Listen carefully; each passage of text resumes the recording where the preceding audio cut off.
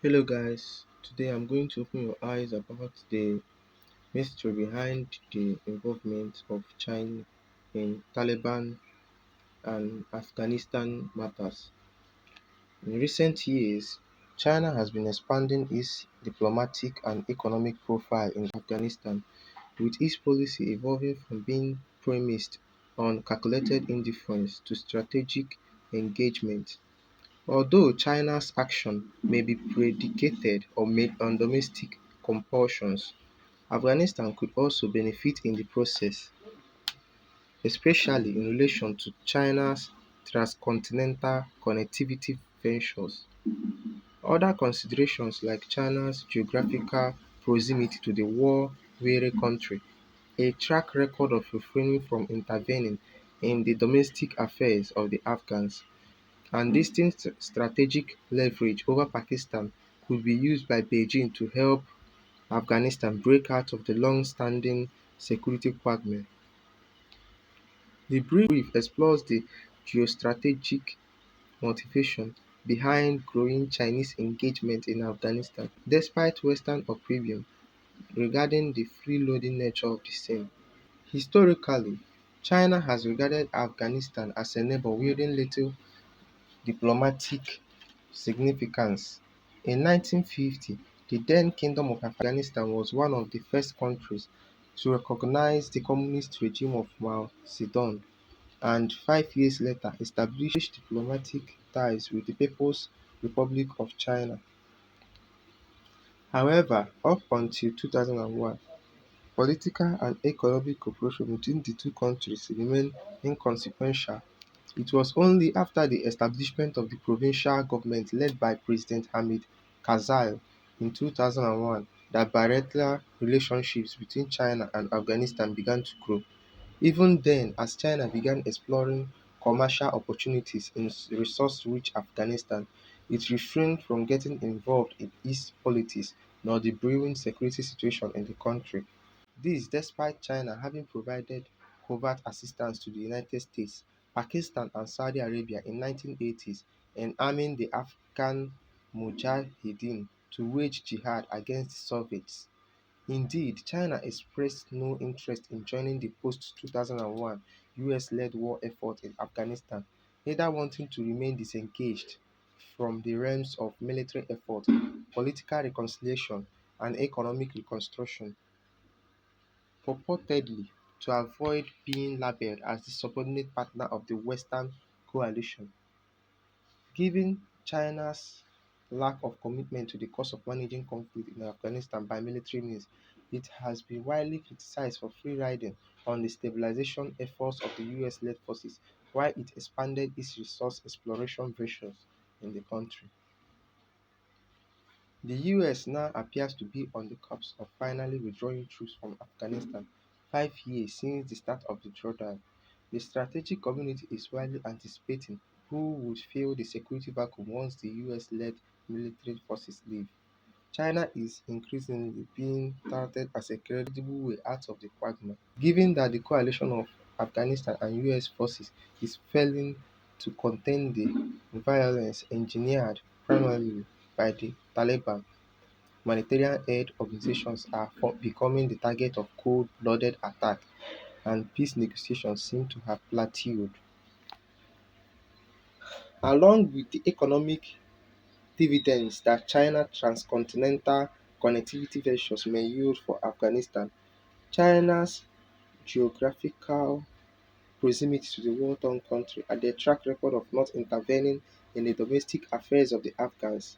China also possesses this strategic leverage over Pakistan. China could potentially use this influence to induce some semblance of stability in the country. Since its establishment in 2014, the National Unity Government (NUG) in Afghanistan, led by President Ashraf Ghani, has been advocating for greater Chinese involvement in the country, not only to drive peace negotiations towards a sustainable deal, but also to promote regional connectivity and economic growth, setting the Afghan foreign policy agenda based on the premise of the five concentric circles in 2014. Ghani accorded immense importance to China, among other neighboring countries by placing it in the first circle of engagement. Most importantly, Kabul hopes to utilize the China card against Pakistan, their aggressive neighbor, which has systematically strengthened the ideological foundation and operational cadres of the Taliban. Having said that, it is noteworthy that China's foreign policy has been characterized by some analysts as unpredictable and premised on diversionary aggression, that it creates international conflicts to sustain the domestic mass appeal of the ruling party. China's approach to foreign policy, therefore, is largely understood as being inconsistent and entirely predicated on domestic compulsion. In the case of Afghanistan, however, China seems to be expanding its diplomatic and economic profile, with its policy visibly moving over time from calculated indifference to increasing engagement. China's contribution to Afghanistan has largely been on the domain of pledging increasing amounts of development aid, setting up large-scale investment projects, and more recently in backing the peace efforts pioneered by the US Special Representative for Afghan Reconstruction, Zami Khalilzad. Today, China is the biggest foreign investor in Afghanistan, having acquired the US $4.4 billion extraction contract to develop the Mes-Anak copper field located in the province of Logar, winning the bid for oil exploration in the Amudaya Basin in northern Afghanistan, and developing extensive railway infrastructure on the country. China has also established the Sino-Afghanistan Special Railway Transportation Project and the Five Nations Railway Project connecting China, Kyrgyzstan, Tajikistan, Iran and Afghanistan.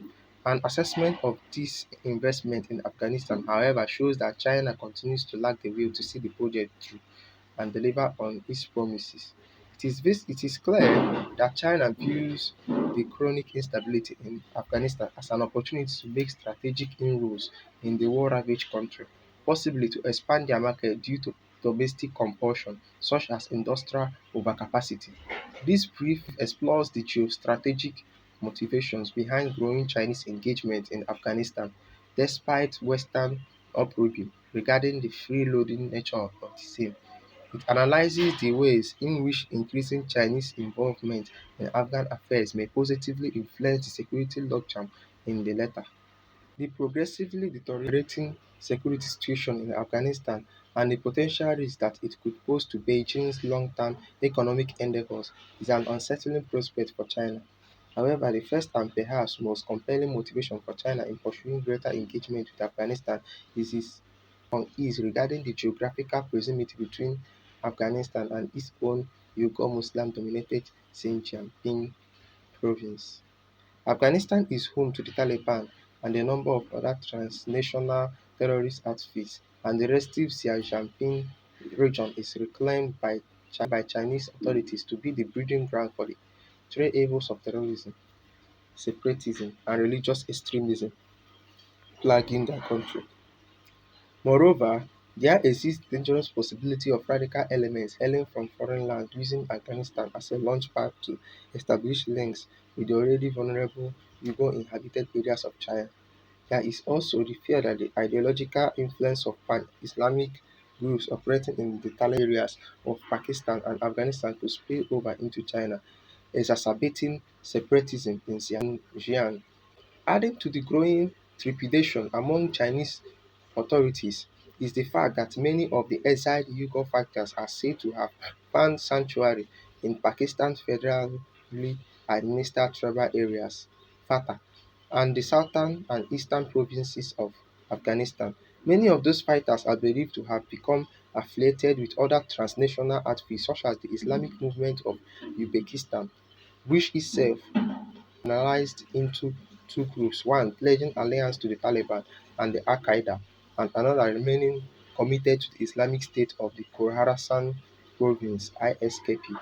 Still, many Uighur fighters remain focused on devising attacks targeting China in particular, like the Turkestan Islamic Party (TIP) or East Turkestan Islamic Movement (ATIP), which seems to establish an Islamic State of East Turkestan in Xinjiang. In other words, the first motivation behind stepping up activity in and around Afghanistan is China's domestic security concern regarding the restive Xinjiang province. Various regional analysts and scholars have argued that since China's Afghanistan policy is anchored primarily on the need to contain extremism at home, it has deferred the task of political reconciliation and military efforts to the United States and ISAF.